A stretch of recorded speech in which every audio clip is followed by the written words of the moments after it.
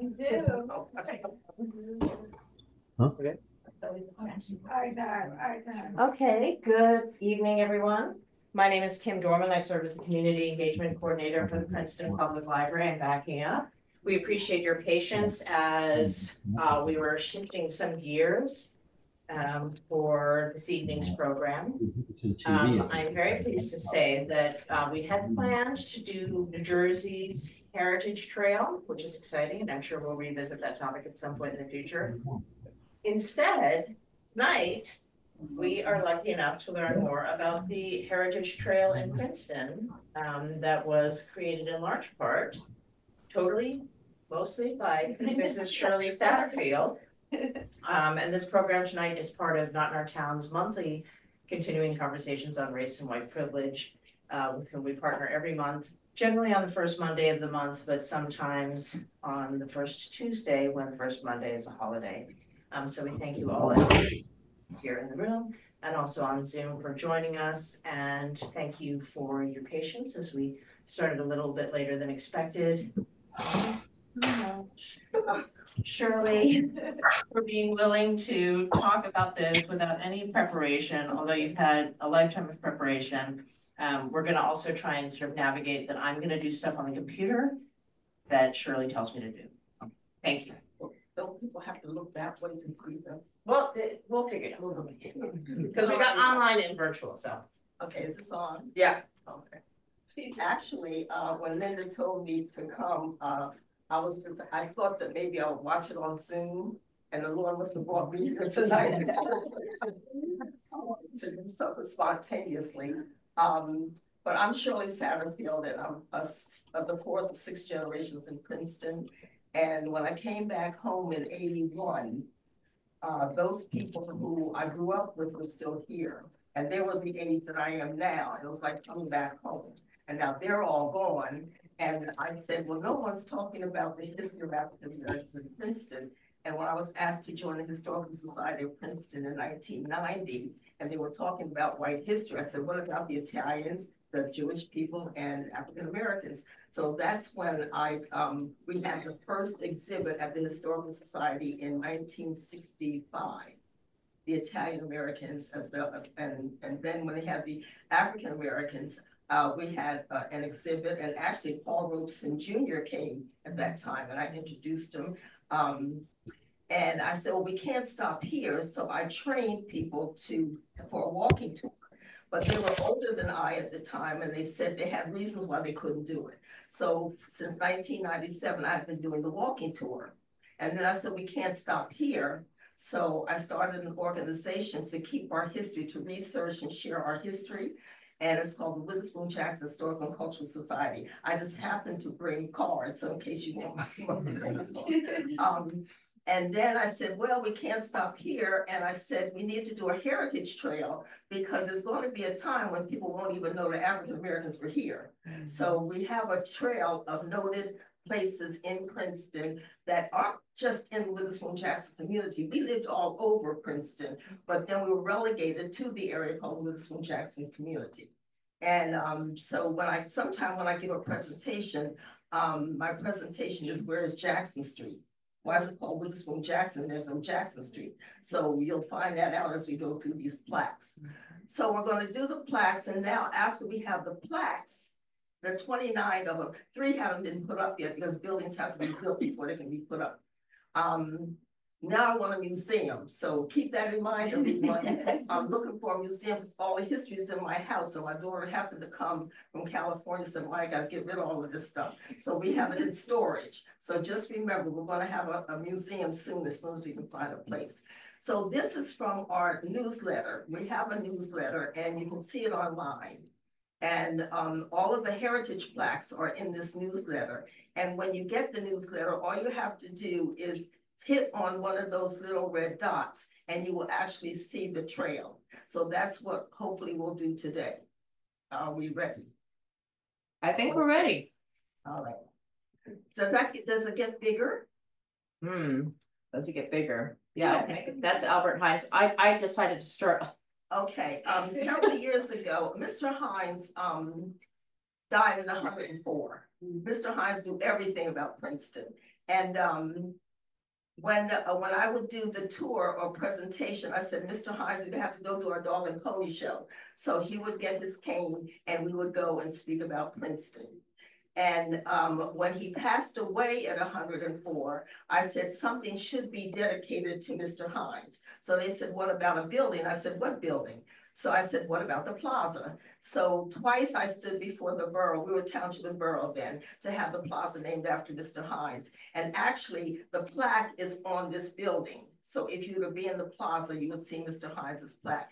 He was born in Princeton. His grandfather was a slave. And they say that his grandfather planted a tree on the university campus. He did everything from shine shoes for the university presidents to being on boards. And one of the things that he really could do was play bridge. And he used to teach people to play bridge at the adult school, which is now, Center for Modern Living? Yeah, okay. But these, now when we had this finally named after Mr. Hines, then there were a group of people who met to see what can we have that honors him. So there was a man who was a sculptor from Montclair, and he's the one that devised these gates. And the gates are to open up Princeton to show now we are opened up, no longer as the black side and the white side. So it's opening up to a wider Princeton. And every one of those little symbols represents something in his life. So, and when he had a car, and he was still driving that car at 104. And when he went in, he lived on John Street. And when he came into his driveway, he would actually sometimes hit his house, and it had dents. So what he did is he took duct tape and he would tape those dents, and then he would paint it the color of the car. So I said that, that car should be in the museum, in the Smithsonian Museum. But this is Mr. Hines, and I called him an ordinary man who did extraordinary things. Okay, where do you want to go next, Shirley? Number 2. Is that? It would be Briggs. Here we go. Yeah, that's it. Okay. This is Mr. Burnett Briggs, and he was born in North Carolina. I'm not too sure what the town is, but he came to Princeton. When he came to Princeton with his family, his wife and his daughter, he wanted to have a business. And he worked first at the university. A lot of our families worked at the university clubs. I mean, they call it working on the prospect, working on the avenue. And then he had a philanthropist in Princeton who loaned him money to build his restaurant. That restaurant was right, where the parking lot right is, right across the street. That's where his restaurant was. And it was called the Imperial Restaurant. And he had the best soul food. And students from the university and from the Institute for Advanced Study, there was a noted physicist, and I can't remember I think his name Dixon, whatever. He was a famous physicist. And he used to come and eat at the restaurant. And the Institute told him, don't come in this neighborhood. So, a lot of people were told not to come in the neighborhood, but he defied that, and he came and got his good old meals. And I remember one time getting an ice cream cone that was only 5 cents. And I was licking that good old ice cream, and I was going around showing everybody, I have ice cream. Well, the whole thing fell on the ground, and there went my 5-cent ice cream. But Mr. Briggs had that business for 42 years. And during urban renewal, they wanted him to move his restaurant. And he said, for all the money I had to get this restaurant, I will not sell it for $1 million. So he kept that restaurant for 42 years. And next, where the Elements restaurant is? That's where his house was. And he lived there with his wife. And his wife was my first grade teacher at the Witherspoon School for Colored Children. All right. Number 3.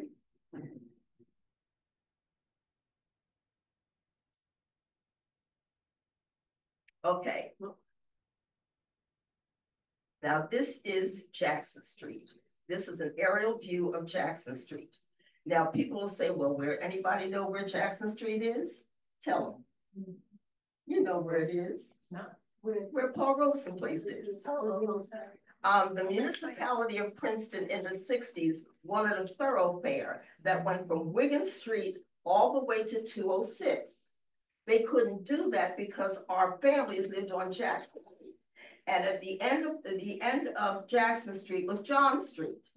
And John Street, there was a wall there that separated our community from the white community where, oh, I can't remember the name of the area that was there.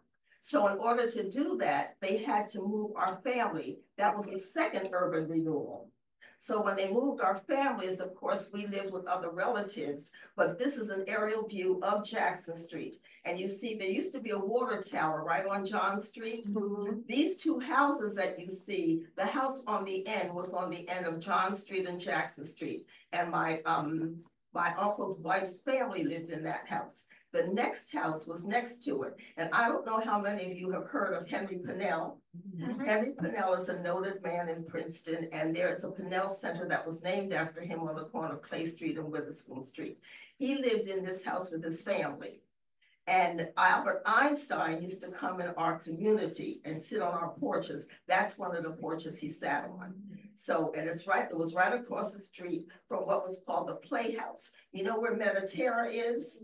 Mediterra is where our Playhouse was. That was our movie theater. And you can see the side of the movie theater by the parking lot. And that's where we could go to the movie for 25 cents all day on Saturday to see. And we saw the newsreels because we didn't have television. So we watched the news on the movie and the cartoons and the main feature over and over again. And we sat in the back on the right-hand side. Well, nobody told us about segregation, but that's where we had to sit. You know, so in the south, they sat in the balcony. We sat in the back on the right-hand side. But this is Jackson Street. And in the 1960s, they removed our families and they built Paul Robeson Place. But it wasn't called Paul Robeson Place at the beginning. And I'll tell you what it was called when we get to that part. Okay.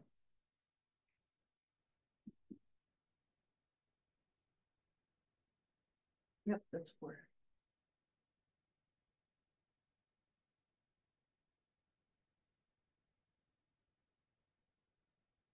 Are we going in order? That's okay. We don't have to go in order. You said 4. Yeah.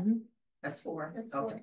This is the third African-American church. And I don't mean it as third, it's the third one that was settled in Princeton. And it was called the Bright Hope Baptist Church. And it was started in 1885. And most of our churches started in homes first. So there was a home on Green Street that was owned by 2 sisters. And the old organ that was in that building was placed in the Baptist church. And in 1930, they changed it from the Bright Hope Baptist Church to the First Baptist Church of Princeton.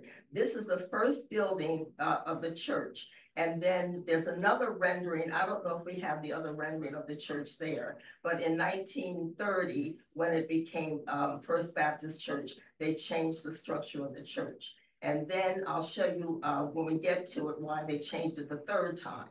Okay.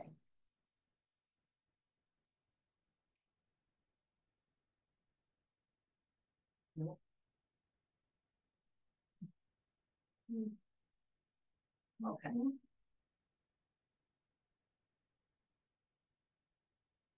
In our neighborhood was not just African Americans. Italians were our neighbors.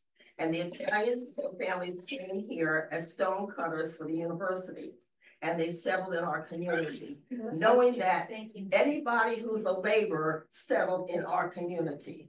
It was African Americans, it was Italians. When I came back home, it was Jamaican and Haitian. And then in the 90s was Latino. And they're the ones who were the workers for everybody else in Princeton. So the Italian families came and settled in Princeton. And there was a man whose name was Henry Van Dyke. And Henry Van Dyke was born in Germantown. And he went to Princeton University. And he came back and he was a professor of literature at Princeton University. He also was at the Theological Seminary. Now, he came with his family and he settled in an area where you know where the Y is? Okay, you know that big area where the where the playground is and where all of the cars are? Yeah. That was his property. And he called it Avalon. And he had a daughter whose name was Dorothea. You see Dorothea with her husband, Mr. Guy, I can't think of Guy's last name. but he was a stockbroker from New York, and they got married. And in childbirth, she died and the baby died. And since she spent so much time taking care of the Italians in Princeton to see that they had their homes, their education, you can see some of the Italians sitting in front of Dorothea's house. That structure was built in 1913, and they named it Dorothea's house after Dorothea. And it's right across the street from the Baptist church. And that plaque is right in front of it. So this is, that's why they call it Dorothea's house. Now, when I give a tour, I usually tell them to look at the top and read those Roman numerals. You know, people can't read Roman numerals anymore. And I said, well, somebody knows the threes. Well, it's 1913, and then it opened in 1914. And the Italians still use it for meetings. And there's also, human services buildings in there, and Princeton Adult School has an office there also, and so does Habitat for Humanity. So that's the Dorothea's house. Anytime anybody has any questions, let me know. Now, remember I told you, what was the area where he had his property? What was it called? Avalon. Okay, now, when they restructured Jackson Street, they had to go through the property that belonged to Reverend Van Dyke. And he called it Avalon. So when they named the street, when it was no longer Jackson Street, it was Avalon Place. And then in the 70s, they renamed it Paul Robeson Place. Bless you. Now I need to tell you something else about Reverend Van Dyke. He also was a poet.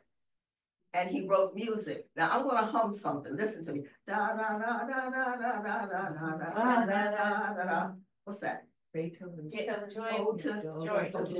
He was the one who wrote the music that we sing in church. Joyful, joyful, we adore thee, God. Okay, he's the one who wrote that song. That's a little sidebar. Okay, now we're going to go to another person who had a restaurant, and this is Mr. Ball. Mr. Ball a lot of people came from North Carolina with his family. And he lived in this house on John Street. But before he lived in this house, there was a family who was called, it was Henry Austin. Henry Austin lived in this house with his family. And Henry Austin was an editor, and we'll get to that toward the end. But I want to talk about Henry Austin's son. When they lived in this house, Henry Austin's son went to Lincoln University. He became a physician. He could not practice in Princeton, so he took himself to Trenton. There are 4 Henry Austin centers in Trenton. And when I stand in front of that building, that house, and I say, this is where Henry Austin lived, first of all, they didn't know it was from Princeton. Second of all, they didn't know it was Black. And there, I did find in the paper in later years, a tribute to Henry Austin when he was older. And I do have a picture of a football team, and Henry Austin is in that football team. I don't know if it's in here, but this is after Henry Austin moved. Mr. Ball moved in this house with his family. And Mr. Ball had a restaurant, and his restaurant was right at the side of the house where you see that awning. And his daughter is standing in the front. His daughter was, oh gosh, I can't remember her name now, but she was actually a nurse at Princeton High School. But he had this, and everybody went to Mr. Ball's. And when we went to school, we lived right around the corner from Mr. Ball. We would go there and get our candy and ice cream and those big pickles. But also, the Baptist church was right on the next corner from Mr. Ball. And when his children went to church on Sunday, thank you, they would go by Mr. Ball's, and they had money for Sunday school. But they never put them in Sunday school. But that's Mr. Ball, and he was another proprietor. We had a lot of businesses. Why did we have so many businesses in our neighborhood?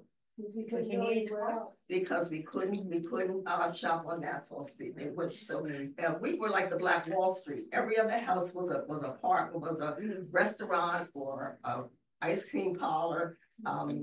So this is the second rendering of the School for Colored Children. And this is the first building. It changed 3 times because of the amount of children that as years went on.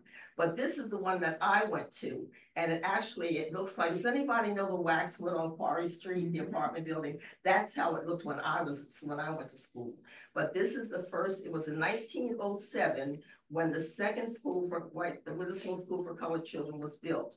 And those little children that you see at the bottom, it should be, I wish it were bigger so I could show you, but there's something I want to tell you. I want you to look at, if you can look at it can you get it bigger?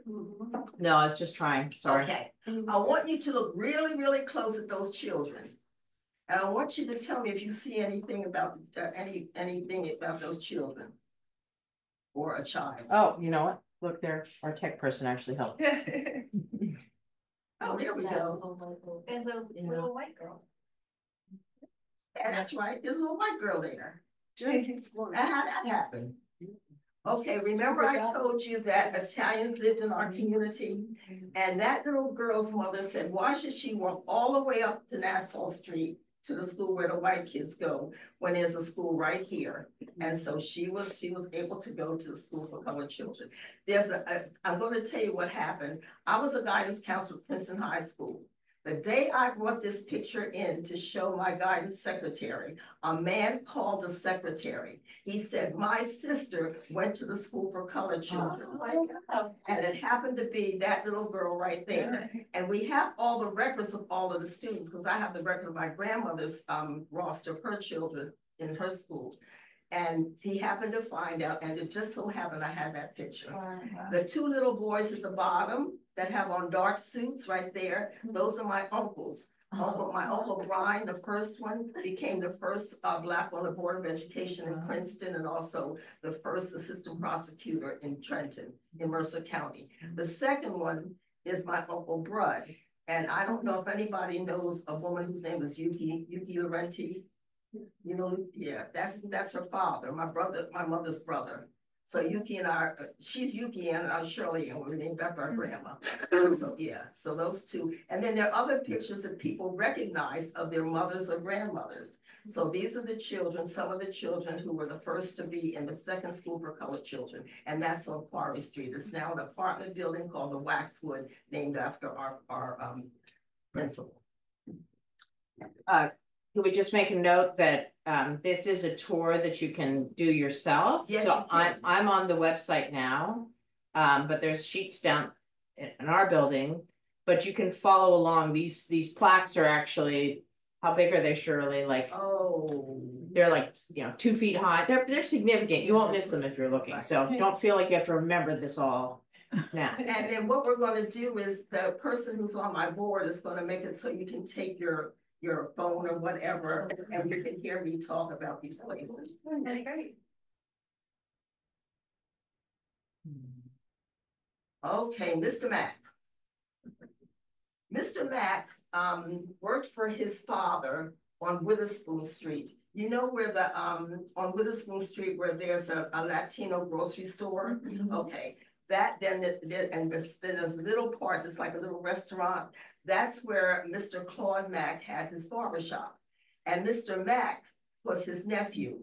And he worked there for a while, and then he moved to John Street and had his own barbershop. It's on the corner of John Street and Quarry Street. He had that barbershop since the 60s. And the first time I took students there, I said, Mr. Mack, come out and tell them about your barbershop. And he said, oh, I'm going to retire. And that was about 20 years ago. But he did retire about 7 years ago. So, and when university students came and he told them about the barbershop, university students would come down and get their hair cut. So Mr. Mack had this shop for since the 60s, and he told them what it used to be before that little building was a barbershop. It used to be a speakeasy, and little kids don't know what a speakeasy is. It used to be an A&P. Can you believe an A&P? And it used to be a beauty parlor before he had that shop. And when he decided to retire, he was sitting in the bench that his customers sit in. And I said, Mr. Mack, what are you going to do with that? He said, oh, I guess I'll throw it away. Well, it's in my dining room. And then his sign, if you can move that down a little bit, his sign that says Jimmy Mack's Barbershop. Yeah. And so I had that sign. And I loaned it to the Historical Society, but that's going to go also in the museum. But and then I have something else of his. So it's important to save these things, you know, because students from years from now won't even know who these people are. But Mr. Mac, when he retired, he lives in the town, what used to be the township, and he goes to our church. So he's in church every Sunday. So that's Mr. Mac's barbershop, one of the many barbershops that was in our community. Oh, sorry, we'll wait.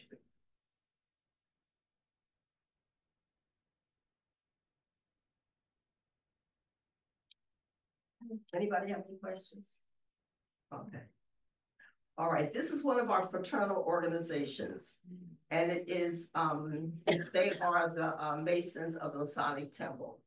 And the Masonic Temple started in the 19th century. I can't pronounce all of the names that they have, but these are the men who started the first Masonic Temple that's now on the corner of McLean and John Street, which is now an apartment building that's supposed to have affordable apartment building, but none of us can afford it.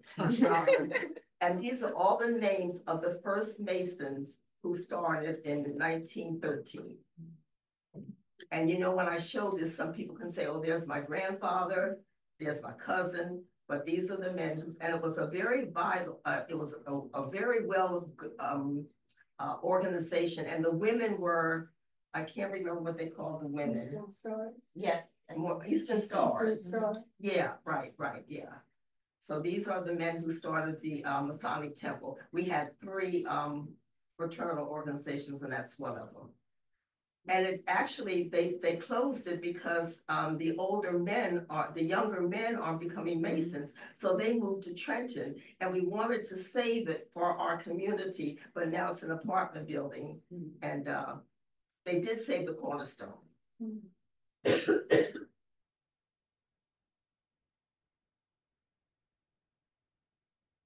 Okay, right across the street on John Street from the Masonic Temple is a charcoal inn.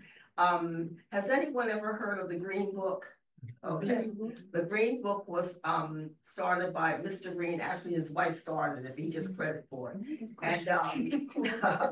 And it tells African Americans where they can stay, where they can get their hair done, where they can eat, going through the South, and not only the South, anywhere in the United States. There are 3 places in Princeton that are in the Green Book, and this is one of them. And it's a charcoal inn, and a charcoal inn was a club for men. And if you look where it says the famous charcoal, and it starts with NEM, and I asked Mr. Hines, I said, Mr. Hines, how do you pronounce that? If you look at it, it's colored men spelled backward. Oh. So that was the name of their club. And this is actually in the Green Book, the dining room, cocktail lounge, the telephone number, where it is, that section is actually in the Green Book. Where was that? You know, when you come down John Street, you know where McLean Street is? Yeah. Okay, right across the street from McLean Street is this house, yeah. And Mr. Zinder is going to, I told him, don't change the front. You can do anything else, but don't change the front, but it is going to be redone. Okay, now we go to the playground. Because we weren't able to go to the other playgrounds in Princeton, we had our own playground. And it was at first called the John Street Wading Pool. And this woman that you see is Mrs. Moss. Mrs. Mary Moss and her family settled in Princeton in the early 40s. And she first was called the mother at the nursery school. She took care of the children at the nursery school. And when she retired, then she took care of our playground. And I lived on Clay Street. It was in Old Clay Street. And I remember coming around and playing and wading in the pool, and we swore we could swim. But we were in there, and they're in the wading pool. And they also had swings, and one of those things you turn and you get on and it goes around. And I was swinging on the swing, and I swung so high that it went over the railing, and that was kind of scary. But now it's called the Mary Moss Playground, and they have revised it, so you have these little sprinklers that come up. But that was our playground. Is that near the pool? Pardon me? Is that near the pool? No, it's let me see where I Still Lee Avenue. No, it's like on Witherspoon. Up from Clay It's on Street. John What's- Street. John Street, and what's the cross section? Is it? Yeah, That's Lee. before you get to Clay, you know where Clay Street is? Okay, it's before you get to Clay Street. And actually, right next to the wading pool, the playground is where Mr. Hines lived. Yeah, and this is,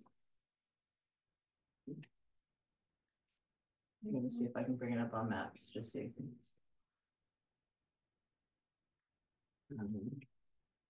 It's Lee, isn't it? questions. Wow. Okay. It's here, so this is John. Oh, okay. There's like a plus and a minus at the bottom, right? Yeah, I'm just, John and Lytle. came up for like a half a second. Lytle Street. Lytle. Lytle Street and on John Street. Mr. Hines live on Lytle, the corner of Lytle or John? Pardon me? Did Mr. Hines live on Lytle or? No, Mr. John? Hines lived on John Street. That's what I thought. Yeah. Okay, now talking about Lytle Street, this is the American Legion, and this also was African American men went to the American Legion, but there was a man whose name was Charles Robinson, and he was the first one to be shot in World War I. And there actually is a picture of him in the American Legion, but it looks like a little boy. But he was honored for all that he did in the war. And then I don't think he ever did get back home alive, but they do honor him, and it is called the Charles Robinson. Wait, it has a number. 218. 218, thank you, 218 American Legion. It is going to be restored, and that's a good thing. So that sign has been saved so that we can put the sign back when it is, and we march in the parade. I don't march, I go in one of those Jeeps because I can't walk. But we're trying to bring it back, and my uncle marched every year in the parade for the American Legion. But that's going to come back. So that's another one of our organizations. So which parade? Pardon me? Which parade? The Memorial Day Parade. Shirley, when you say that it's going to be saved, what is it going to be used for? It's not going to be a house. It's not going to. No, it's not. It'll probably just have renderings of what was inside. We don't know yet what it's going to be, but yeah. Is there space for your museum? I know, that's what I know. I asked about that, but I don't know what it said. Now this looks really dilapidated, and that's because it was getting ready to be torn down.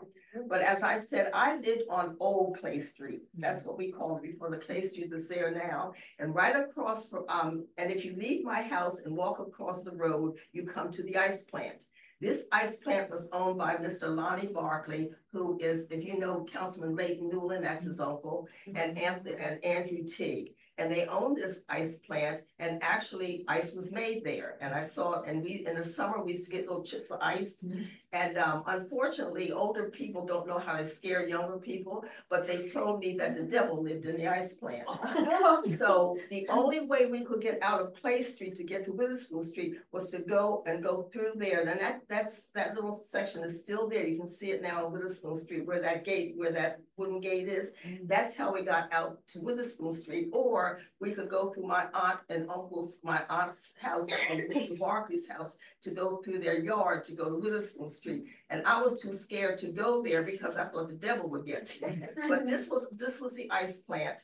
And we had ice boxes, and you all know how old I am, Lord knows. But we had ice. Anybody know what ice box it is? Yeah. Oh, okay. But we had an ice box, and that's how we got. They take those gongs and they put them, and then they put them in your. And I was the one who had to empty the water at the bottom.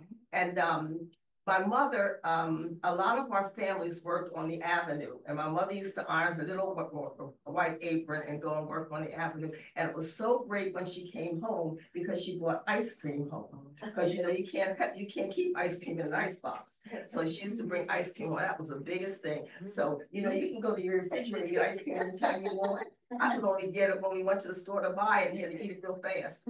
But this was our ice plant, and it was demolished after they tore down Clay Street to make what Clay Street looks like now with the Hageman houses.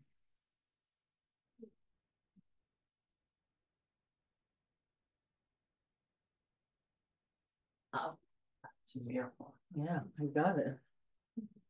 We had beauty parlors. And this beauty parlor was owned by Miss Doris Burrell. And you can see her awning there that says Burrell Salon. She not only was a beautician, she also taught yoga, and she taught us how to eat healthy. So she used to have all of these meetings where she talked about healthy eating. She not only catered to people in Princeton, but also in Trenton and surrounding areas. On the other side of the house, her husband had a florist shop. It was Fred's Florist Shop. His name was Frederick Burrell. And he also had a taxi service. So, but when he closed that, she still had a beauty parlor. And when she passed away, her granddaughter, Najwa, had a beauty parlor that she had there for a while.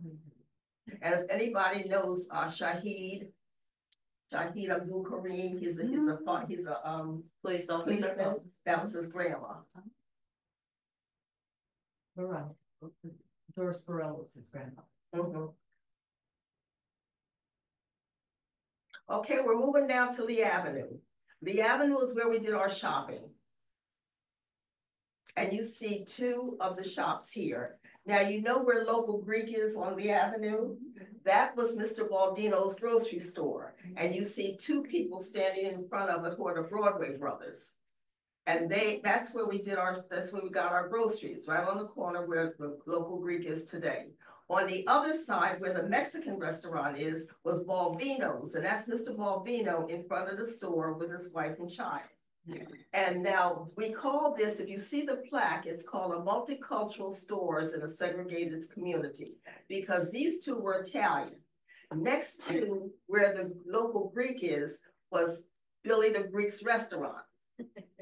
And we actually called it Billy the Greek. Now, when you're little, you don't know about Greek and Italian and Jews. You just know that it's Billy the Greek, and that's where you go and get your hot sausage sandwiches. And then on the other side of the street, of John Street on the avenue, was Mrs. Rhodes, and she was a Black woman who had a candy store. And we would go to Mrs. Rhodes and get candy. Next to her, and I always say this is politically incorrect, was a Jew lady. And that's what she was called, and that's what we called her. And then she had candy, and her daughter Ruth was also there also. So these were all different nationalities where we did our shopping. And then through the years, there were different restaurants that came into the avenue. Yes. Did other white people come into the community to shop, or just pretty much just the people that lived in the community? Italians did, because Italians were in our community. Okay. Yes. Yeah. But it was kind of redlined. Not to the only time white people really came in our neighborhood was to get the people who worked for them or the hospital, because the hospital was in our neighborhood at that time. Mm-hmm. But it was redlined, so not too many. Because when I started doing walking tours, they said, "Oh, we didn't know about this part of Princeton," and they lived here forever. Mm-hmm. So yeah. This is our nursery school. And this one was dedicated by the Not in Our Town. Thank you all. And it started in 1929 by Mrs. Margaret Matthews. And her husband actually owned the property there. I think he was a doctor. And this is where the colored parents sent their children when they had to work during the day. And it's now quite multicultural now. So yeah, but this is our nursery school, and it's doing very well.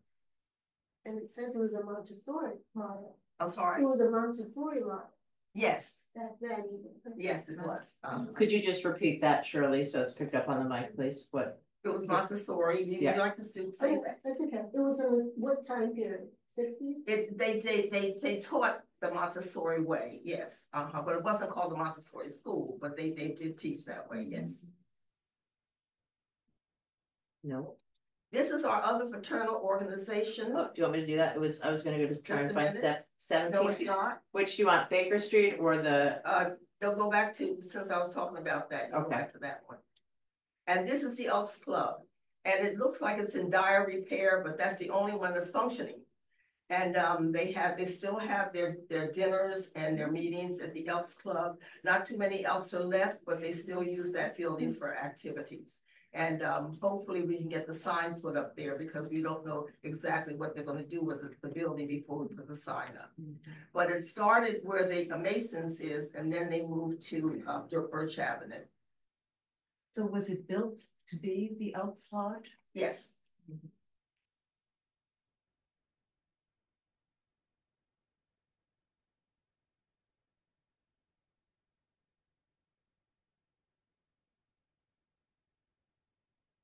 Okay, this is the first urban renewal. This is Baker Street or Baker Alley. And it was perpendicular to Nassau Street. And the two little boys who were sitting there, they said one is Herb Williams, but I'm not sure if that's who he was. But Herb Williams' family lived in Jugtown. There are a lot of African Americans who I said lived in other places of Princeton. But in 1929, Edgar Palmer, who was a student at Princeton University, and his family owned zinc, so he had a lot of money. And he looked across the street and he said, this looks like it will be something like Rockefeller Center. So instead of him doing anything with it in 1929, because he couldn't, what was going on in 1929? The Depression. So he came back in the late 30s and he took these houses and he demolished some of them. The others he divided in two, rolled them down on logs to Birch Avenue, and those houses on Birch Avenue are still there. So this was the first urban renewal where he moved our families further away from Nassau Street. In fact, I lived in one with my mother and grandma, and my aunt, right, that house right there is still there. But we lived in the house when we moved off of Old Clay Street. We moved from my aunt and uncle. But in those days, I didn't know it came from Nassau, from Palmer Square. I just know we lived there until we could go back to Clay Street. But these are the houses that were moved. They're still there. There is a plaque in front of the first one, and it goes all the way down almost to 206. Shirley, were the families compensated in any way, or did it just come in and say, we're moving you? No, they had to find somewhere to live with other relatives. So no, they weren't. But there were so many of them and there weren't enough houses. So they were. And the way they were is that Mr. Palmer built houses on the other side. And they were pastel blue, green, pink, and yellow. And they were called rainbow houses. And Leighton lives in one of them. Oh, okay. And not all of them are the same color. I think there's only one that's still green. So he did have to build those houses to accommodate those who he moved off of Baker Street, yes. And were families often were they also given preference to move into the Clay Street units? No. Oh, to Clay Street? It depended on our on how much we could afford. Oh, okay. Yeah, because we moved there and we with my grandma and my mother, where Mamie Oldham lives, that's where we lived. But when my grandma passed away, because it was low income and there were only two women, we had to move to an apartment across the street. Yeah. Thank you. The White House in the previous picture on the bottom. I'm sorry. The house that was in the picture on the right, Uh-huh. the bottom house that still exists on the. Oh, they're still there, yes. You lived in it? I lived in the one that they showed, yeah. But there's another family that lives in that. That was back in the 50s. We left in 1952 and we moved back when it became the Hegeman houses in 1954. So it took 2 years to build them. Now, this is the first house of the Morning Star Church of God in Christ. This is where Mamie Lee Oldham and her family were the first families in this house. It's called a praise house. Now, the reason I found out it's called a praise house, I was listening to Mr. Gates talk about African-American churches. And in the South, they built these praise houses, and they not only worshiped in them, they also talked about how they were going to escape. So it had another purpose. And when they built this in Princeton, it actually looks, nobody knew that to call it the praise house, but that's what it was. And this little building is still there. It's not going to be there long because they have a tarp around it. And then after this was no longer used, then they built another building. And I think that, do we have a picture of that one? I don't think we have a picture. No. No. One next to it, the building next to the. Right. And if you look at the top, it says all nations welcome. Because, well, now there's hardly anybody there now because no one from Princeton goes to the church. But this is the fourth church, the Morning Star Church of God in Christ. And I was telling Linda and those who were before this started that I'm Presbyterian, and Presbyterians are very quiet. We do say amen now. But when I was little, you know, if I said anything, my grandma would hit my leg to be quiet. And my cousin only played high class music on the organ. But my grandma took me to the Church of God in Christ because she used to go there. And being little and seeing them praising and coming down the aisle and falling out, I was scared because I had no idea. I thought something was wrong. I said, Grandma, can you take me home? But that was my first introduction to worship different than how we worshiped. And the cost. Okay, Sorry. I'm slacking. All right, so we're gonna go up, down. Nope. okay. This is the first school for colored children. In 1851, public education started in Princeton. There were private schools, but there were no public schools until 1851. There was no place for the African-American children, so they built this building in 1853. And this building is on the corner of McLean and Witherspoon, right across the street from the Methodist Church. And it's an apartment building now. But this is how it looked when it was a building, when it was a school. And in front of this school, this is the original picture in my family. So in that picture, on the back of it, it says 1903, Witherspoon School. Somewhere in this picture is Paul Robeson. And a person alive can tell where Paul Robeson is in that picture. Now, if Mr. Hines were alive, he was his contemporary. So he's in that picture somewhere, and he was in first grade. And I don't know if you can see it, but if you look at the top, on this side, there's a woman who looks like she has a pompadour hairdo. That's it. Wait, go over that little thing that you had. Yeah. Okay, Right. move over, go up. Right there. You see the lady with the white dress on with her pompadour hairdo. Well, anyway, the lady right there, that's my grandma. Annie Van Zandt, and she was Paul Robeson's first grade teacher. And I actually have the register of all of the boys, just the boys in her class. And it says Paul Robeson, age 6, 13 Green Street. And it's 13 Green Street because when his father was dismissed from our church, he could no longer live in the house because it was a man's. So they moved around to Green Street.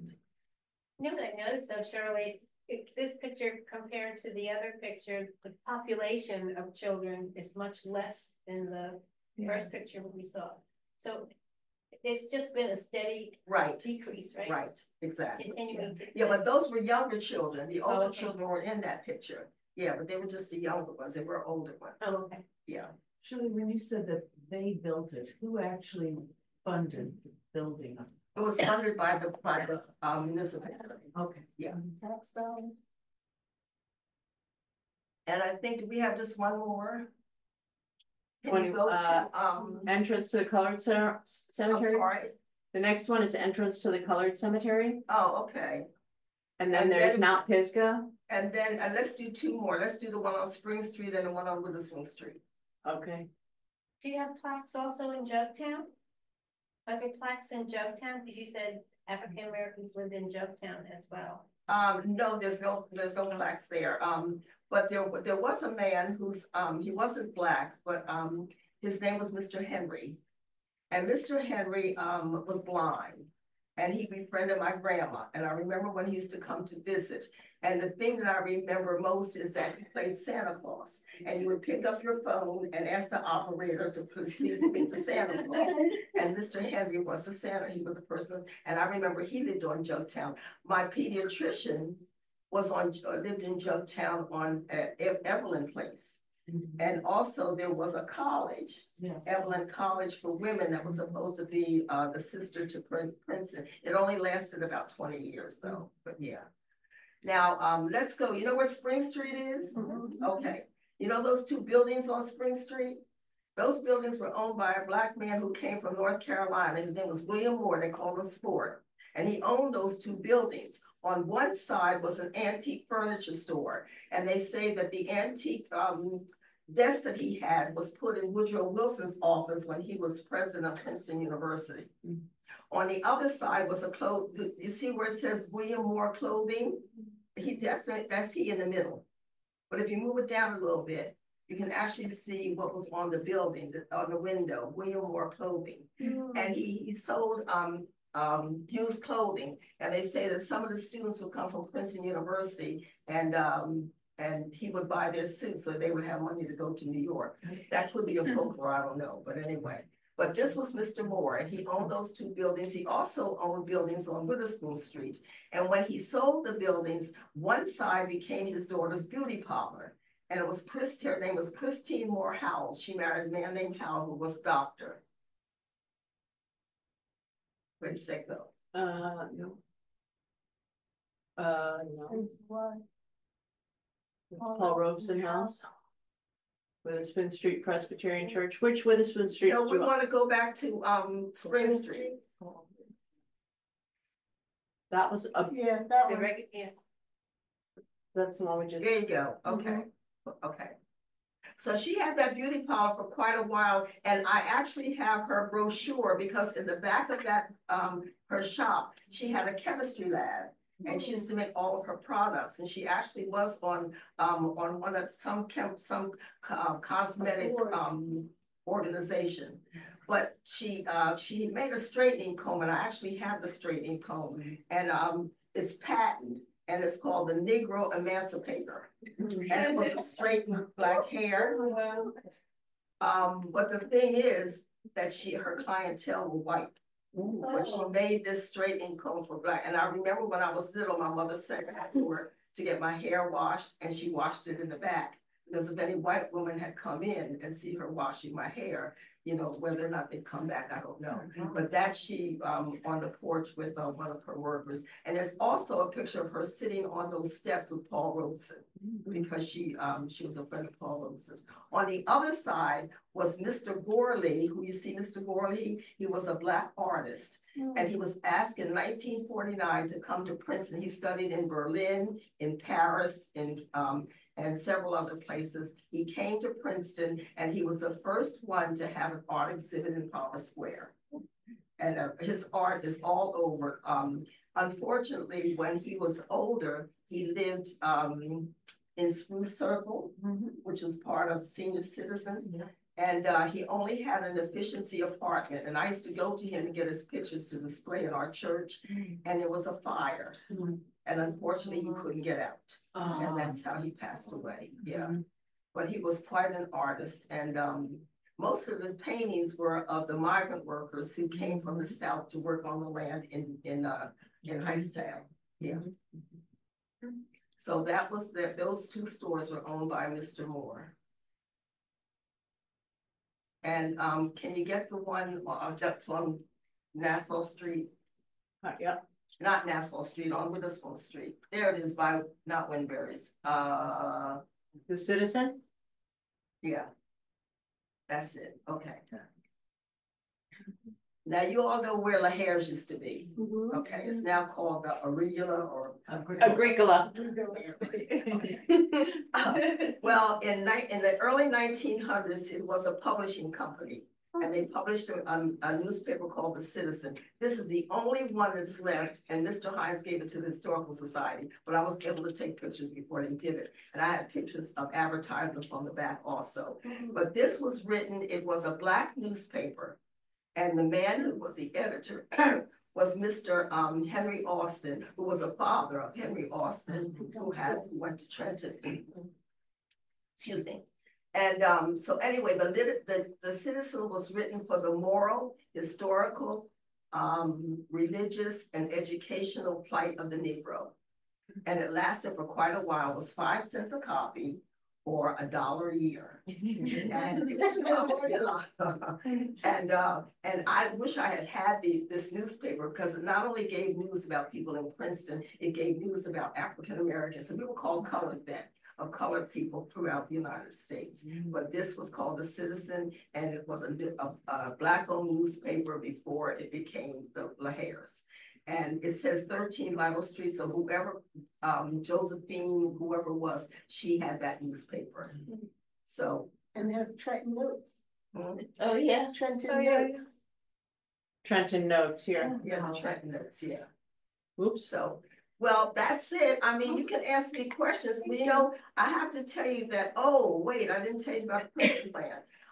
In 1947, Governor Driscoll, who was the governor of New Jersey, said all schools in New Jersey had to be integrated.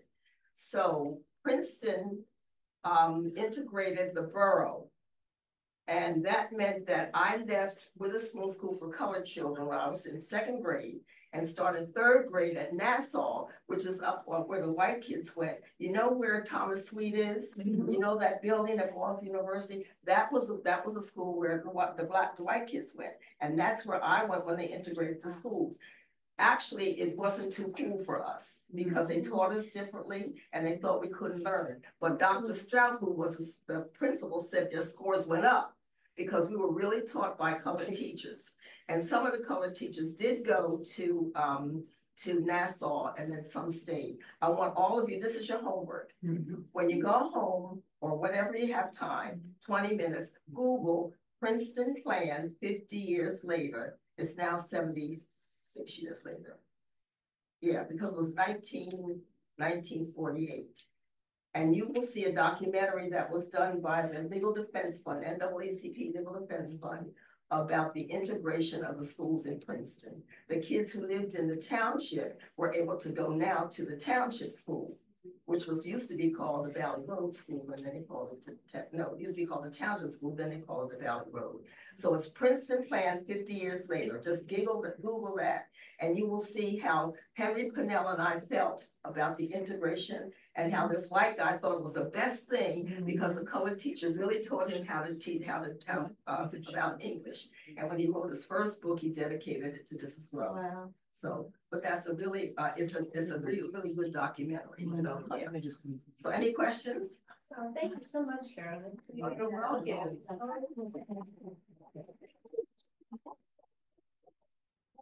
You were talking about the 3 more plaques and the buildings have to be built, but. There's a plaque that goes where Mr. Griggs' restaurant is, which is now a parking lot. But Mr. Zinder's supposed to be building an apartment building there. The only parking lot that we have, and he's gonna build an apartment. So we can't put it there until, the other one is on Spring Street, where Mr. Moore had his, because we don't know where to put it because it's on a streetscape. So we have to figure out where it's gonna go. So yeah. And the other one is at the Elks Club on Birch Avenue, because we have to wait to see what they're gonna do with the building. We have the plaques, but we have to wait until we can put them up. So take the tour and look at the plaques and think about the museum. Thank you so much. Yes. So several years ago, I don't know if it was 10, 12 years ago, that I actually went on a tour with you, a walking tour through Princeton. And like, wow, it was just totally enlightening to me. And when you talked about the, segregated school, and because I always think of Princeton, like enlightened and whatever, and oh my God, and that you went to, the segregated school, and I just had no idea. So I really totally enjoyed that walking tour. And with me, with, walking tours and history and whatever, that, over the years, I've gone to so many, historical places, and you learn about all these, historical, but it's always white history, white history, white history.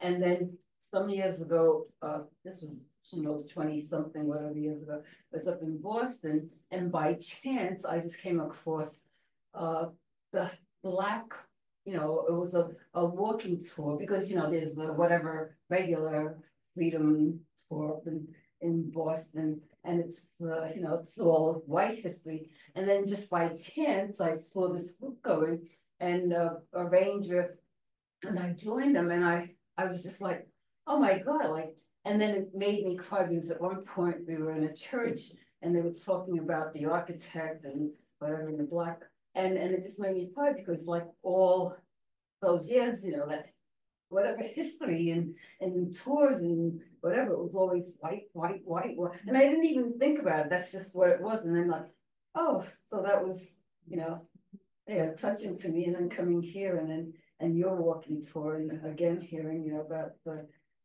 history and the Black history here in Princeton. So I enjoyed that.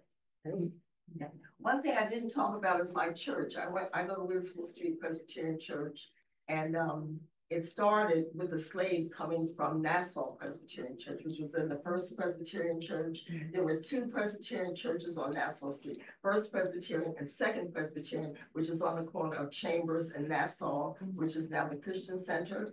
And in the 70s, they merged and became Nassau Presbyterian Church. And they wanted us to merge with them. They said, no, we want an identity of our own. But actually, our church started with the slaves who worshiped in the gallery at Nassau. There were 3 fires. In the second fire, the church burned completely. And the white parishioners went to the theological seminary. And because there wasn't enough room in the balcony for the slaves, and they really wanted a place of their own, they came down Witherspoon Street and started a church of their own. But now, mind you, the church was not there. So I surmised that they worshiped with the Methodists, the AME Methodists, because they were the first church, and they started in 1832.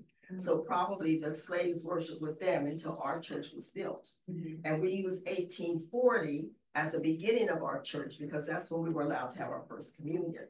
But the first supply ministers were all white, and the first minister was Archibald. Archibald Alexander was a father, and he was a president of Theological Seminary. And James Alexander was our first supply minister. So we were still connected to Nassau, even though we were separated and came to our own church. And then we had something with Nassau about a year ago where we came together. It was called Partners in Faith, Journey Continues. And we're trying to make amends because we have what do you call it? They did quilting, and there's 2 that are in Nassau and 2 in our church, and we trained them, and it shows how we come together. And I did one connecting the 2 churches and thought of the name Partners in Faith. But then when we were doing this, the women from Nassau were laughing and just joking about something while we were doing our quilts. And I was sitting there, they said, Shirley, are you all right? I said, yeah, I'm all right. But for you, it's a jubilation. For me, it's a reconciliation, because I knew how we were treated, even though, we were still kind of connected. So, yeah. But, and then our first installed pastor was Reverend Robeson. And he was asked to come to Princeton. He went to Lincoln University. He married a woman who was part Black, part Quaker, and part white. No, Indian, Native American. And they first had his church in Wilkes-Barre, Pennsylvania. And then he was asked by the Presbytery to come to Princeton. And he was the longest minister in our church for 21 years, until the Presbytery thought that he fought too much for the Negroes. And then he was dismissed from our church. We also think that maybe Woodrow Wilson may have had a connection with this also, And his son, actually his son, William, his oldest son, wanted to go to Princeton. And there was a little confrontation, and he wasn't allowed into Princeton. So, because a lot of people say it was Paul, it wasn't Paul. Paul was 9 years old when he left here, But yeah, so we lost a very good minister. And then they moved to Green Street, and that's where his wife was tending to the coal stove, and her garment caught fire, and she burned severely, and she suffered quite a while. And he wanted her to be buried in the white. Our cemetery is also segregated. He wanted her to be buried so that if you leave the house on Witherspoon Street and go across the street, you go right into the cemetery. And if you walk down that path, you go right to their tombstone. And the reason that he was allowed to have his wife buried there is because he was Presbyterian, and the Presbyterian Church owns a cemetery. So he was given permission. Then when he died, at the time that Paul was at Rutgers, he also was buried there. So yeah, so you can see his tombstone there. That was Paul Robeson's father. He was the minister. Well, and then Paul Robeson's son used to come back to Princeton quite often. And he said he had come to Princeton, to come to our church. And I said, you never came to our church. So I took him into church, and I also took him to the house where his father was born, and it's being restored. The Paul Robeson house is being restored. Yeah.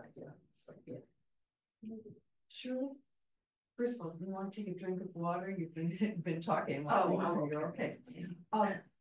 This is a little out of the time frame, but and I didn't know him, but Reverend Anderson was one of your ministers.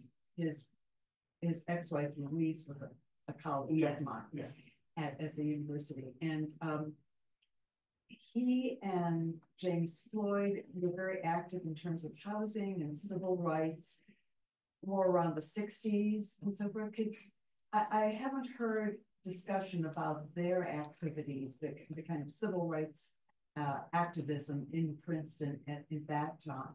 Yeah, well, Reverend Benjamin J. Anderson came to Princeton, and he saw that our church, we couldn't get loans. So he saw that we got loans. He started a credit union at our church, and also he saw the disparity about housing. So he and Len Newton, and Mr. Floyd got together to do about the fair housing. That's how they got Glenview. And also not only Glenview, but where Walnut and what's the other street when you turn Dempson, yeah. That's also part of the fair housing. And that's where our minister's manse is now. Yeah. But Reverend Anderson, he was where I was a teenager when he was our minister. And the other thing was that Reverend McAlpin was our associate pastor. And in every newspaper it says, white minister at a Negro church, you know, and so people used to ask him what it's like, and he had a phrase that said something about it's all natural. I can't remember, but it's a phrase that I need to know as to how he felt about coming to worship and to preach at an all-Black church. But yeah, but that was the best time. They were really good times, and that was also the time that Reverend Anderson had us unite with the three churches. So in the summer, we would go to Nassau for 1 month, and the three churches would worship there. Then we would go to the second church and worship there. But if you ever watched the program that we had about, they never came to Witherspoon. But we were connected, you know. And then our last service used to be in the cemetery right next to Grover Cleveland's tomb. Yeah.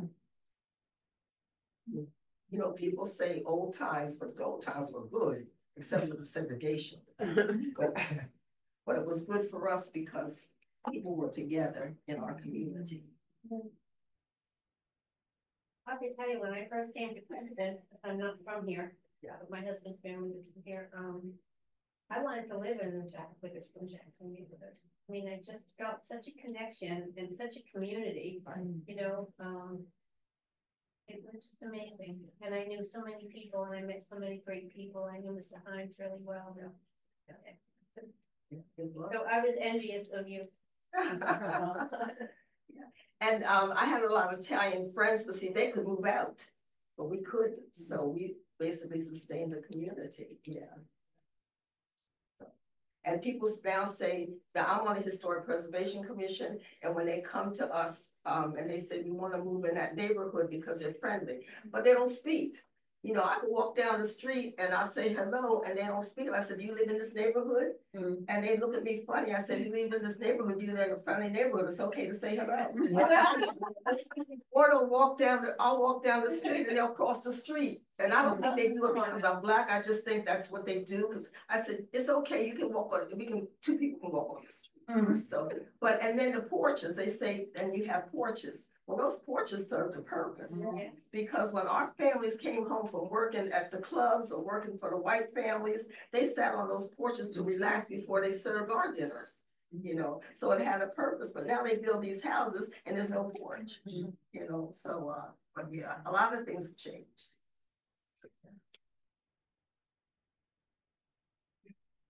Well,